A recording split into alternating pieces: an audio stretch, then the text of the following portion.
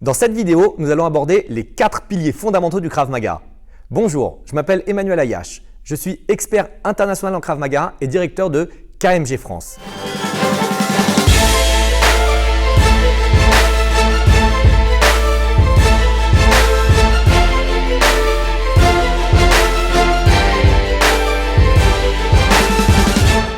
Je vous souhaite la bienvenue, c'est la première séquence de notre rendez-vous hebdomadaire. Cette séquence est fondamentale. On va discuter des 4 piliers du Krav Maga. Si vous comprenez cela, ça va vous aider à passer au niveau supérieur dans vos cours. Quels sont ces piliers? Le premier pilier, c'est le pilier technique. Votre technique, en tant que pratiquant, doit être irréprochable. Vous devez comprendre pourquoi vous faites vos mouvements. Comment ont été réfléchis les différents mouvements du Krav Maga, sur quels réflexes sont basés les différents mouvements. Plus vous comprendrez ce que vous faites, plus vous pourrez réagir dans la rue dans une situation de surprise. Si vous réagissez sans réfléchir ou si vous réalisez les mouvements que votre professeur vous demande de faire sans réfléchir, vous n'arriverez pas à vous sortir d'une situation que vous n'avez pas vue en cours.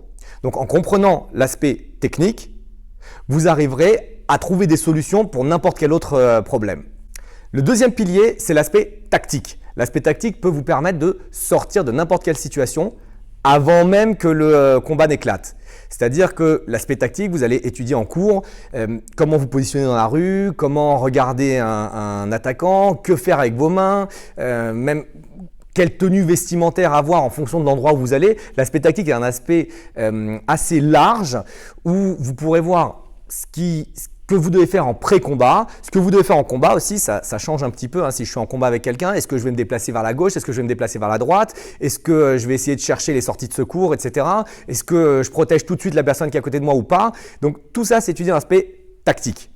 Le troisième aspect est l'aspect condition physique. Votre cours doit comprendre de la condition physique. Vous devez relier l'aspect physique et l'aspect technique. Lorsque vous allez être agressé dans la rue, il y a de fortes chances que votre niveau de condition physique soit un petit peu poussé. Peut-être que vous allez être chahuté, peut-être que vous allez courir, peut-être que c'est vous qui allez ou courser quelqu'un ou quelqu'un va vous courser. Dans tous les cas, même si il n'y a pas cet aspect physique, le seul fait que vous soyez stressé, ça va augmenter votre physiologie et vous allez avoir les mêmes effets que si vous aviez fait une course de 100 mètres. Donc, vous êtes obligé de travailler la condition physique à l'entraînement pour vous remettre dans cette situation de stress. Et le quatrième pilier est le pilier mental. Le pilier mental va vous permettre de gérer votre stress, va vous permettre de réduire le stress en situation de conflit. Le pilier mental va vous permettre de vous focaliser sur votre mission. Donc en intégrant le mental à l'entraînement, ça vous permettra de vous retrouver dans une situation où ce sera plus facile de donner une bonne solution et de ne pas réagir dans une zone rouge où vous allez faire n'importe quoi dans la rue. Donc, ces 4 piliers sont intégrés à votre entraînement. Vous ne pouvez pas juste travailler la technique ou juste travailler la condition physique ou juste travailler le stress. Et ces 4 piliers travaillés dans la bonne direction vont vous permettre de vous défendre efficacement et de défendre ce que vous aimez de façon efficace aussi. Voilà, c'était l'information que je voulais vous transmettre pour ce premier rendez-vous.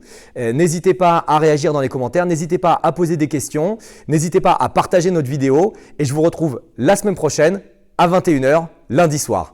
Au revoir et à bientôt.